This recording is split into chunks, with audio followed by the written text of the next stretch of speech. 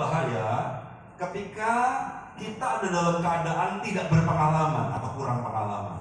Jadi rupanya pengalaman sesuatu yang sangat penting, walaupun kita harus tetap mengandalkan Tuhan, tapi pengalaman itu pasti sesuatu yang berharga. Dan kalau orang kurang pengalaman atau tidak berpengalaman, rupanya Amsal banyak memberikan referensi akan ada bahaya-bahaya yang muncul. Nah, mari kita lihat dulu Amsal 1. Kita baca dulu Bapak Ibu menyimak, saya membaca Amsal 1 ayat 1 sampai ayat yang ke-8.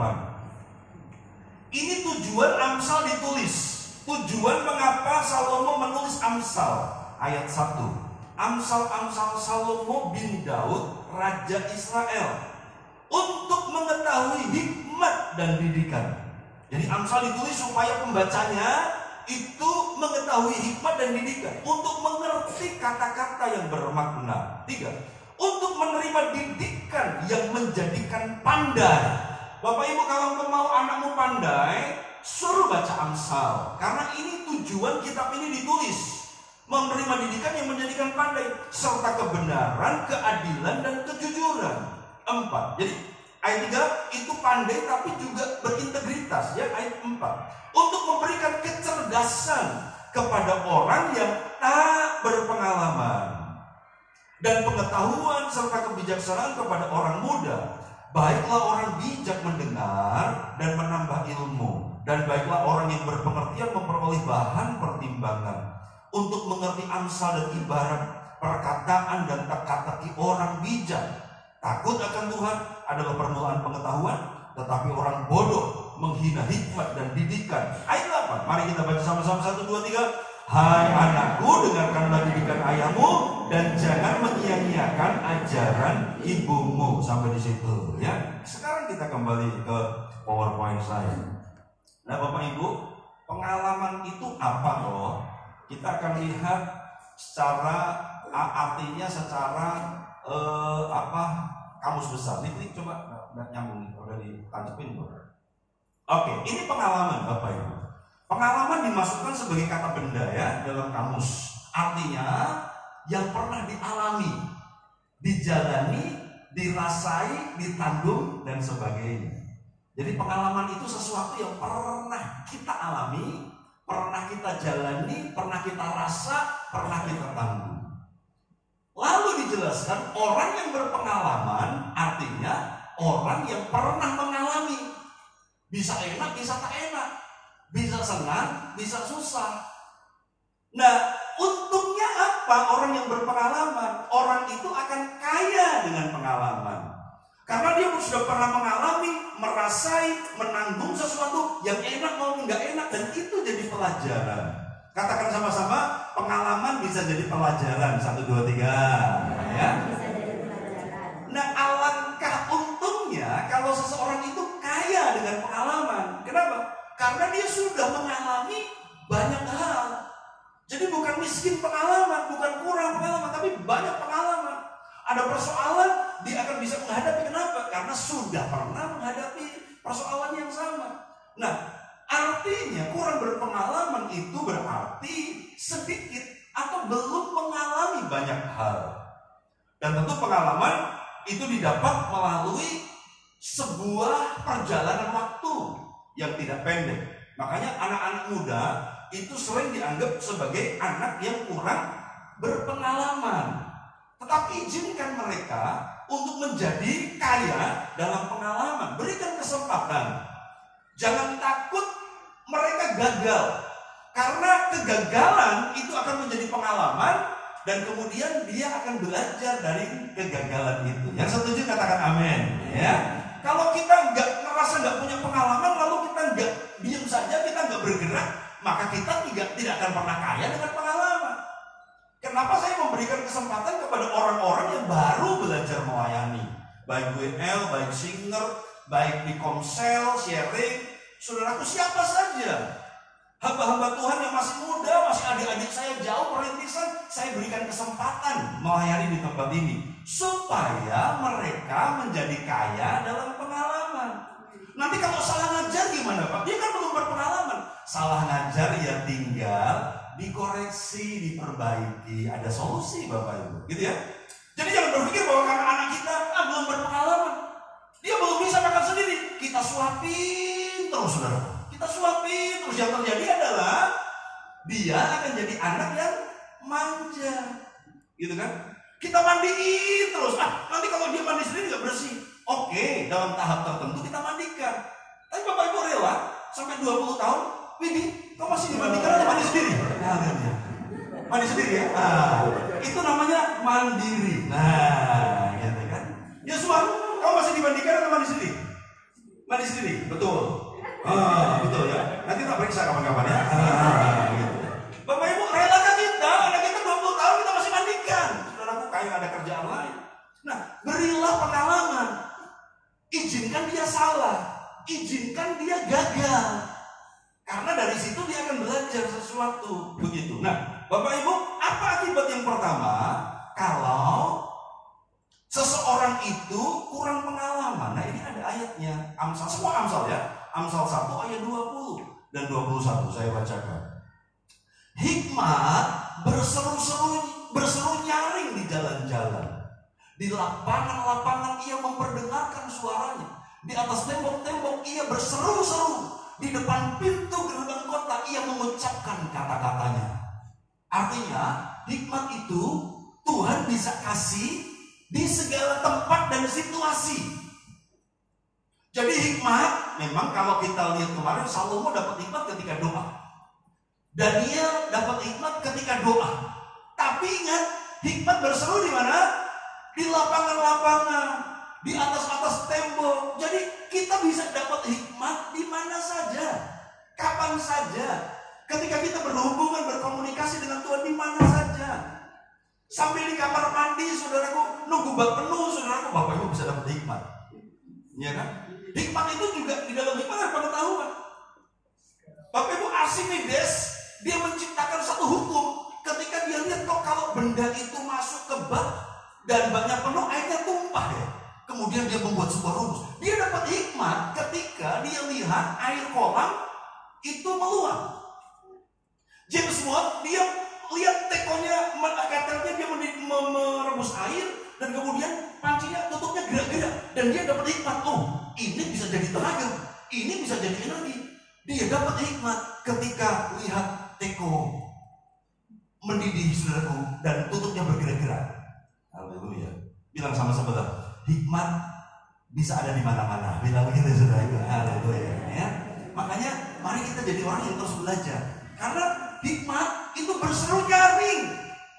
Karena Tuhan kita senang memberikan hikmatnya. Dia memberikan kepada kita dengan tidak membangkit-bangkit. Itu 2 minggu yang lalu. Kalau kita kurang hikmat, minta kepada dia, maka dia akan memberikan dengan murah hati tanpa dia membangkit-bangkit. Nah, kemudian ayatnya ngomong begini selanjutnya.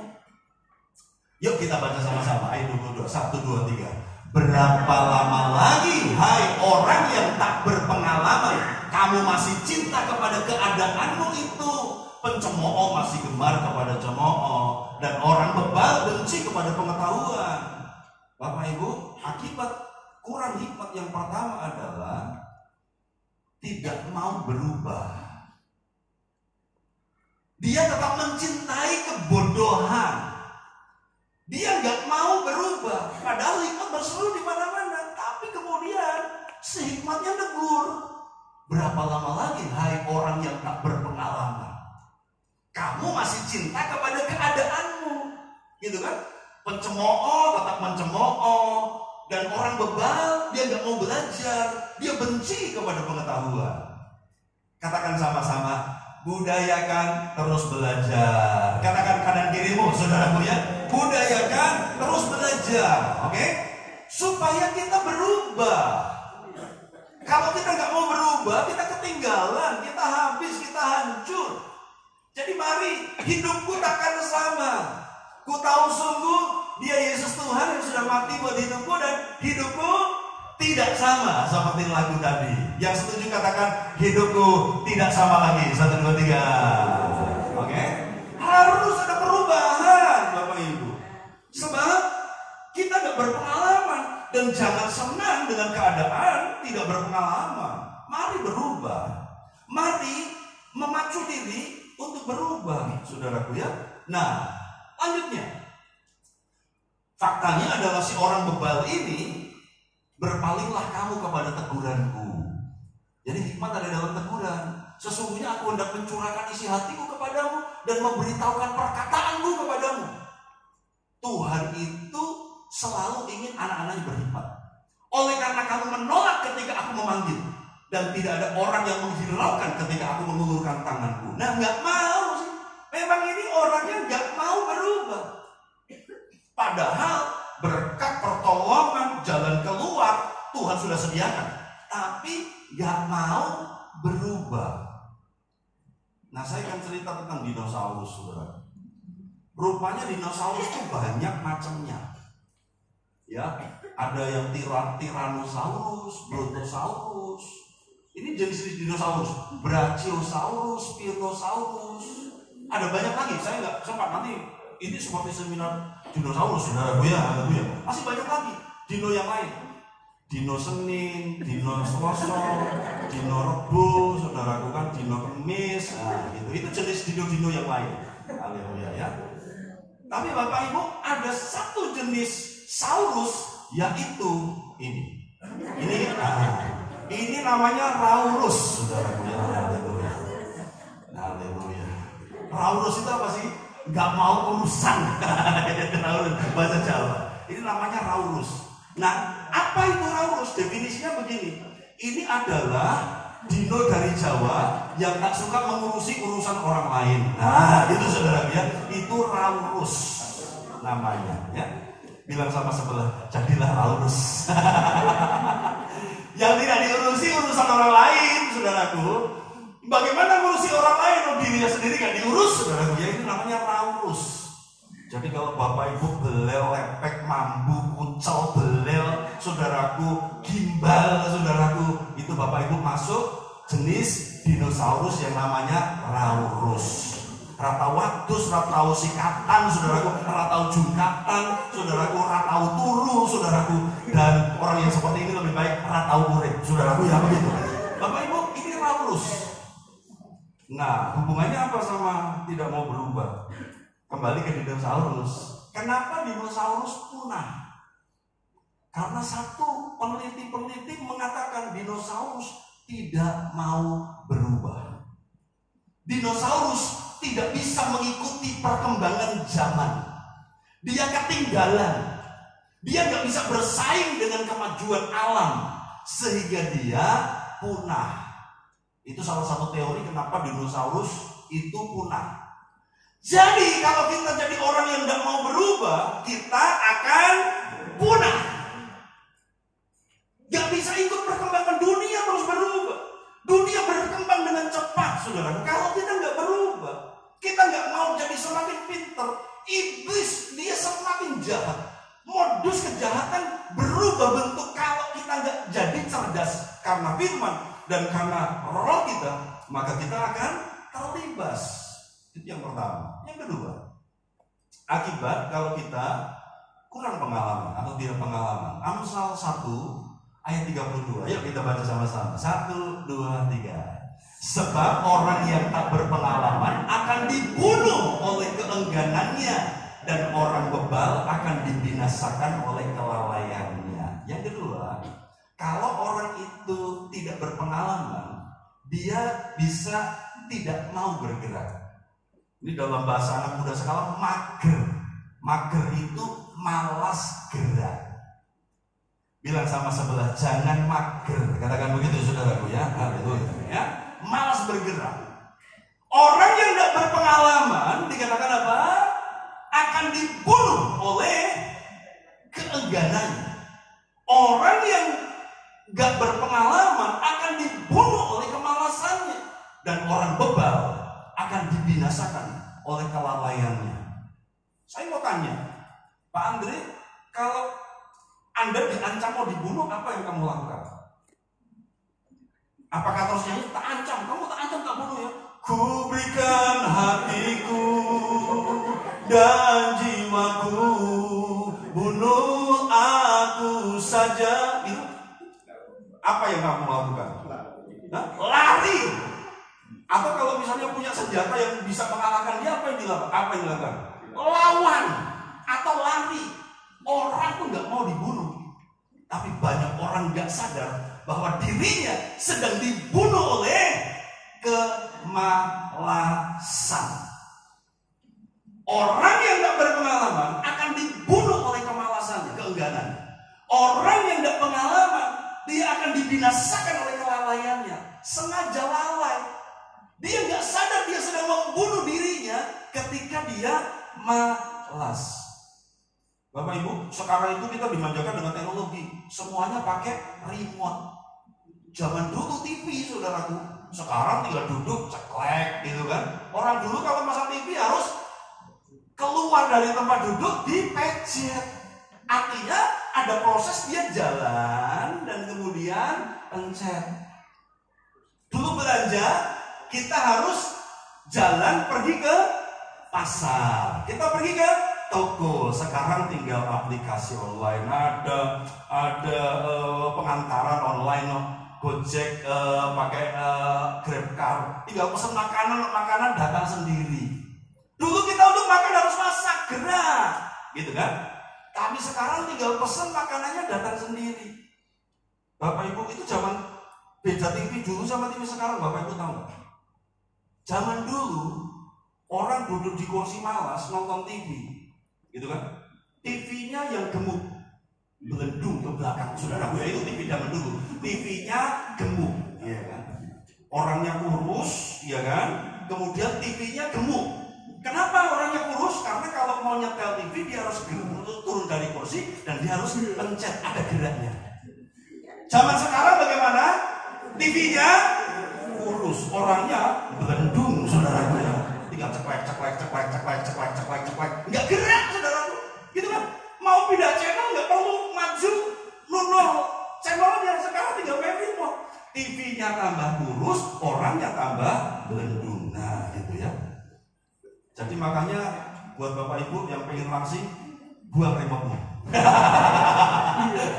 Haleluya, gitu ya. Sekarang sedikit-sedikit motor. Anak-anak sekarang nak pergi ke warung nak, waduh jalan saudara 3 kilo ke warung hanya beli garam, begitu kan saudara. Sekarang 100 meter saja nyetar motor, mana geraknya? Itu ternyata akan membunuh. Dan secara kesehatan ternyata orang yang malas gerak itu berpotensi obesitas, kelebihan lemak. Kenapa? Karena kurang gerak. Bapak Ibu, orang yang tak berpengalaman, dia rupanya nggak mau bergerak. Dan ternyata dia nggak sadar, dia sedang mati, dia sedang dibunuh, dia sedang dibinasakan oleh keengganannya. Haleluya. Yang mengerti katakan amin. Haleluya. Yang ketiga. Nah, ini ketiga. Ini sekarang pasal 7. Amsal juga ya, semua Amsal. Amsal 7 ayat 7 dan 8. Anak-anak muda sekarang baca. Yuk, anak-anak muda yang belum menikah, saudaraku, kalau sudah tua tapi belum menikah ya baca juga ya, saudaraku ya. Janda-janda, duda-duda, saudaraku ya. Boleh baca. Oke, ini anak muda ya, anak muda. 30 tahun ke bawah. Haleluya. Oke, 7 sampai 8 Amsal. 1, 2, 3. Kulihat di antara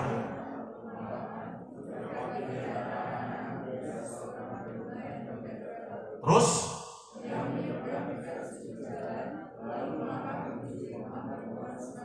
oke, jadi perempuan itu, jadi ini ada anak-anak muda, gitu kan? Dan dikatakan anak muda ini tidak berpengalaman, anak muda, kan? Dan kemudian karena nggak berpengalaman, dikatakan dia tidak berakal budi. Kemudian si hikmat ini dia lihat anak muda ini menyeberang, lalu menuju rumah perempuan semacam itu. Ini perempuan macam apa, saudaraku? Perempuan jalan. Itu diterangkan dalam ayat 5. Ada perempuan jalan yang licin perkataannya. Licin itu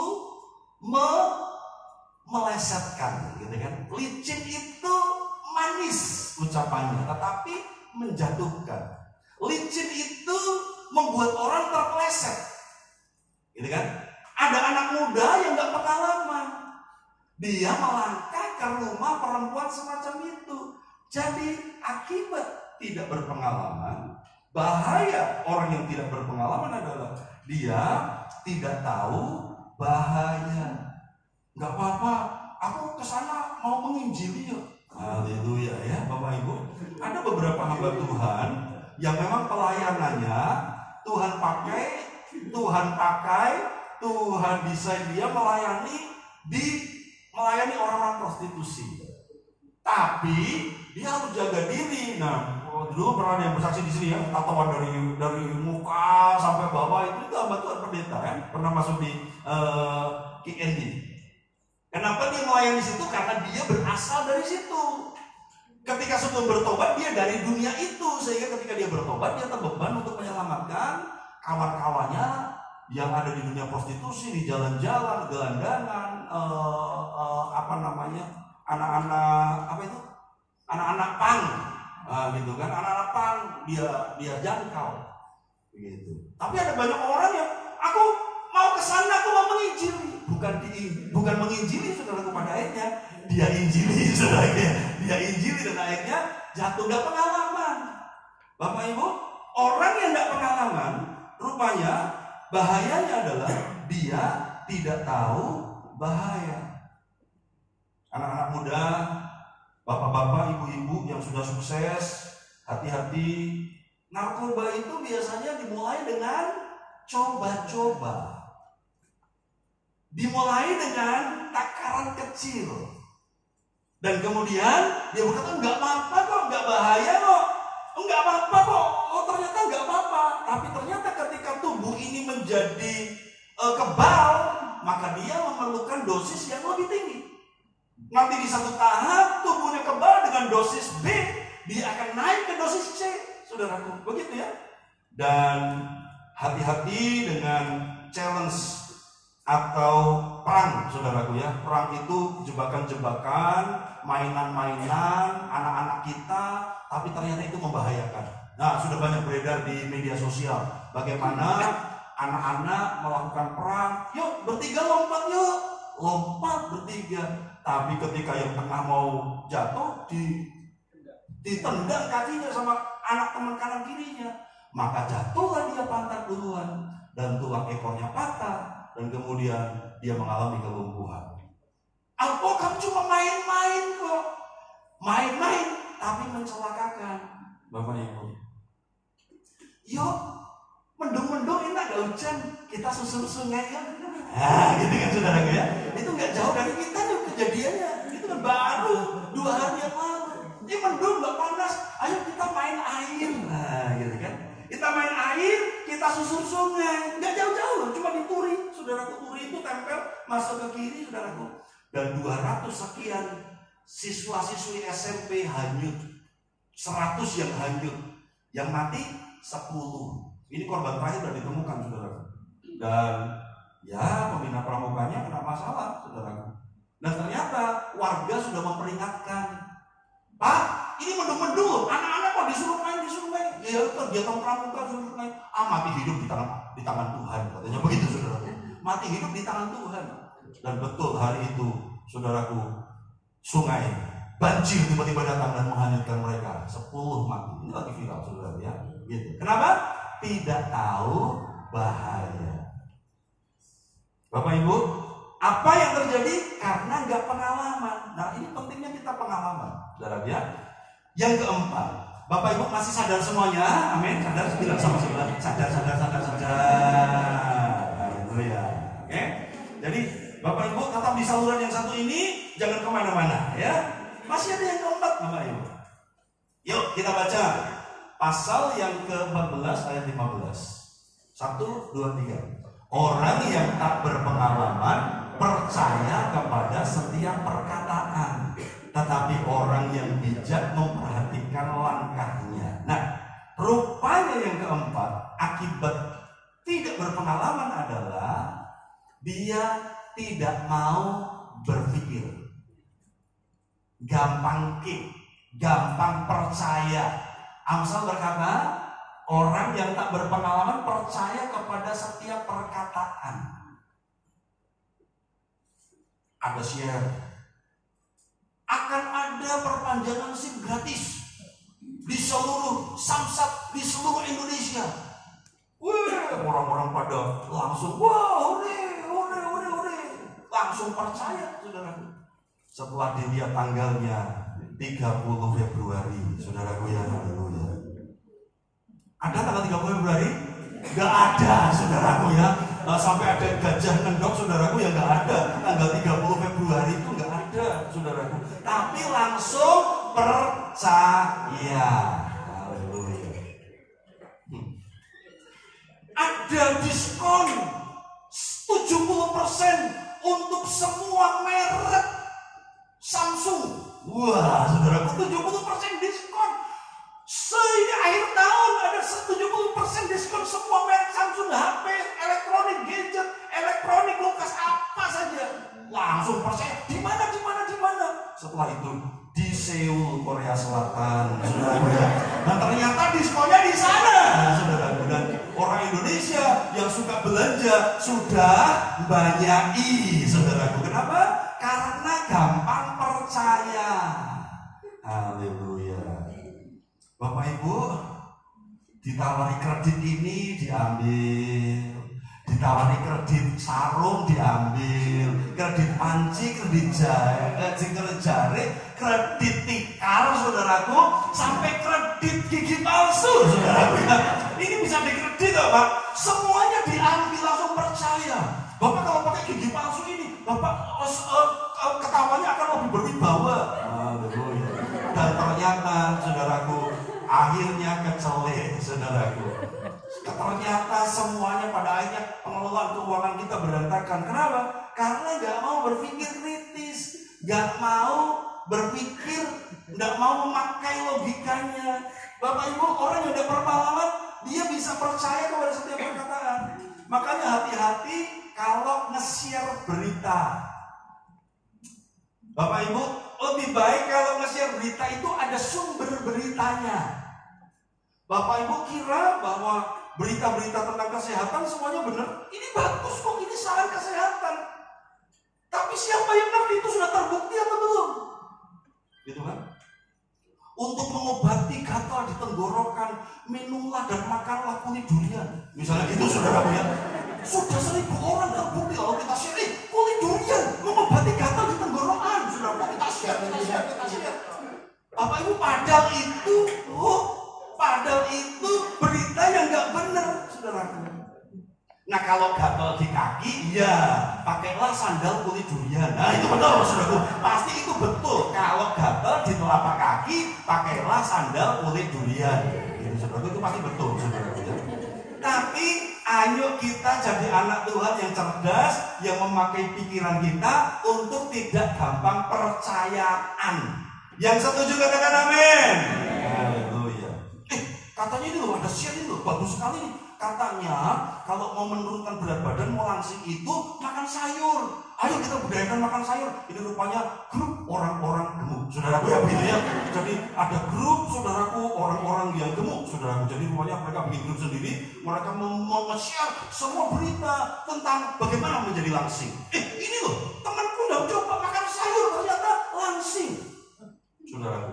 Dan kemudian satu ibu yang berpikir, semuanya percaya, satu ibu yang nggak percaya.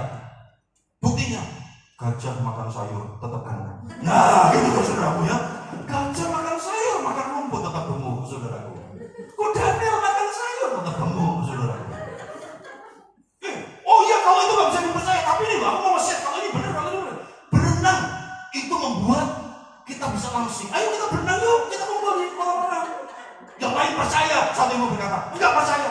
Ikan paus berenang tetap gemuk. Nah, itu saudaraku kan. Kenapa? Karena mikir. Haleluya. Hari ini akan ada banyak pengajaran. Hari ini akan banyak perkataan yang dimodifikasi yang menarik, saudaraku. Dan orang percaya yang tidak berpengalaman akan mudah terkecoh. Penampilannya bagus kok, pembawaannya rapi, dia orangnya baik, dia memberi sembako kepada saya. Dan akhirnya kita ikutlah kepada dia dengan pengajaran yang tidak jelas. Jadi Bapak Ibu, ketika kita nggak pengalaman, kita menjadi malas berpikir. Dan itu tantangan buat kita, supaya kita meningkatkan pengalaman kita. Yang terakhir, saudaraku ya, yang kelima. Yuk kita baca Amsal 22 ayat 3. 1, 2, 3.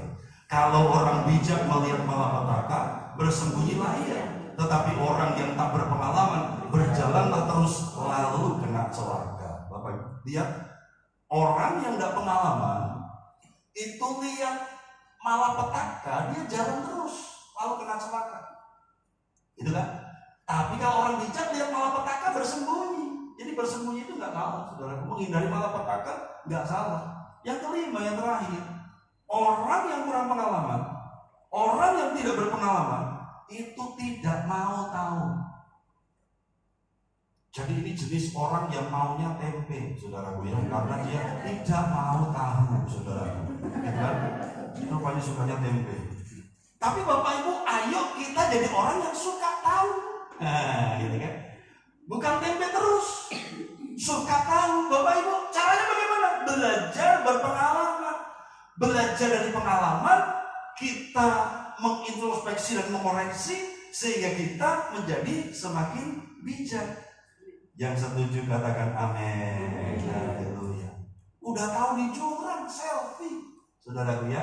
Hai, aku ada di jurang dan ternyata ada angin terus, saudaraku, dan dia selfie sambil terbang. Mati, saudaraku. Begitu kan? Banyak kejadian kan? Mau jadi artis Instagram, mau jadi YouTuber, saudaraku kan, bikin aksi yang di gedung tinggi dan kemudian foto. Dan beberapa waktu yang lalu ada yang begitu jatuh, celaka, begitu kan? Bapak Ibu nggak mau tahu, sudah tahu malapetaka, tapi dia jalan terus.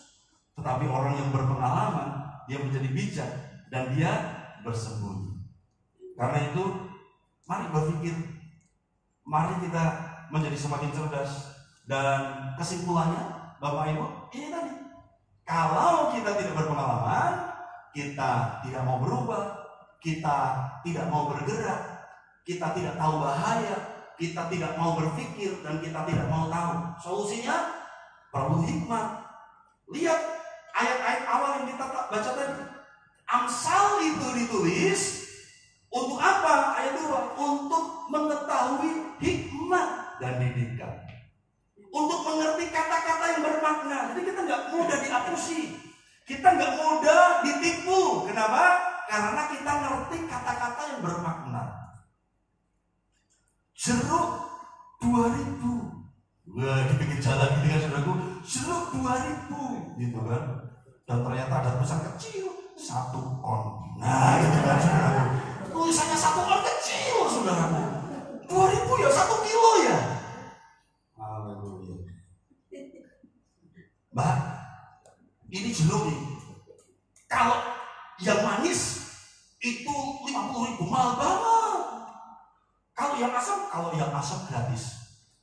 Kalau gitu tolong bungkusin yang asam 1 kilo. Haleluya, itu kan sudah ya. Yang manis 50.000 1 kilo. Kalau yang asam gratis. Harusnya kita pandai. Kalau yang asam gratis, tolong bungkusin yang asam 1 kilo. Haleluya. Maka gratis. Nah, itu pintar, saudara. Gitu kan. Itu untuk mengerti kata-kata yang bermakna. Gak mudah ditipu, saudaraku. Cewek-cewek tidak gampang terbuai rayuan gombal. Rayuannya indah, padahal gombal. Kelihatan dia baik kok, kelihatan dia perhatian kok sama aku kok. Kata-kata yang bermakna kita harus pahami, dan kita perlu hikmat, dan kita perlu didikan. Untuk apa Amsal ditulis? Untuk menerima didikan yang menjadikan pandai serta kebenaran, keadilan, dan kejujuran. Jadi pandai. Nah, sebelum saya lupa Bapak Ibu, saya lihat di kalender kita tahun ini, Idul Fitri itu jatuh pada hari Minggu 24 Mei. Nah, Tuhan taruh di hati saya, Tuhan taruh hikmat di hati saya untuk kita buat aksi simpati. Sebelum saya lupa nih, makanya tak potong, keluar sedikit dari firman, dan mari kita berpikir bersama-sama. Jadi pada Minggu 24 Mei kita akan ibadah jam 8, mundur 1 jam. Tapi Bapak Ibu harus datang setengah 8. Untuk apa? Kita akan baris di depan dan kita akan memberikan salam kepada mereka yang selesai sholat Idul Fitri. Yang setuju katakan amin. Kita akan buat spanduk selamat. Keluarga GPD Karisma mengucapkan selamat. Ada yang bawa spanduk gitu kan saudara ya. Yang lain nyalami, yang lain menyalami. Selamat Idul Fitri ya Pak, selamat Idul Fitri, selamat Idul Fitri. Jadi mereka keluar dari sholat idnya, kita akan salami mereka di depan gereja dengan rapi ya Bapak Ibu. Jangan pakai daster, jangan pakai daster, jangan pakai daster. Haleluya. Jangan bau bawang, jangan bau opor. Kita harus wangi, cakep. Kita sambut mereka yang baru saja sholat Idul Fitri. Kita salami mereka. Nah, kita akan kasih sesuatu. Nah, kasih sesuatunya tolong dipikirkan. Apakah itu bunga? Apakah itu buah? Satu biji aja. Apel misalnya per orang satu. Aduh Pak, dananya besar. Kita lakukan untuk kemuliaan Tuhan. Jangan takut dengan dana. Jangan mikir dengan dana dulu. Saudara, yang mau katakan amin. Tolong dipikirkan nih pelayan-pelayan. Apakah bunga ada permennya? Apakah buah apel? Apakah buah jeruk? Tapi kalau jeruk pastikan jeruknya manis. Jangan kecut. Wong Kristen jadi kecut-kecut. Ora tulus. Koyo guyune sing kecut. Nah itu lah saudara ya. Jadi kasihlah yang manis. Kita akan melakukan sesuatu. Kita akan kumpul dana untuk aksi misi ini 24 Mei. Kita akan mundur 1 jam dan kita akan baris di depan. Ada yang di sini, ada yang di gang sana, gitu saudaraku ya. Untuk kita kasih salam. Yang pegang spanduk 2 saja, saudaraku 2 aja di depan. Ya, kami turut bersuka cita mengucapkan selamat merayakan Idul Fitri. Saya rasa itu akan memberkati Bapak Ibu. Ya, itu hikmat yang Tuhan baru saja taruh beberapa waktu ini dan saya harus share kepada Bapak Ibu supaya kita kerjakan bersama-sama. Itu jadi sebuah beban untuk kita lakukan untuk kemuliaan Tuhan. Saya percaya kita akan jadi berkat. Oh ternyata orang Kristen tidak fanatik ya. Oh ternyata orang Kristen juga mau bersahabat ya. Karena kita ini kadang-kadang dianggap eksklusif gitu kan saudara gue.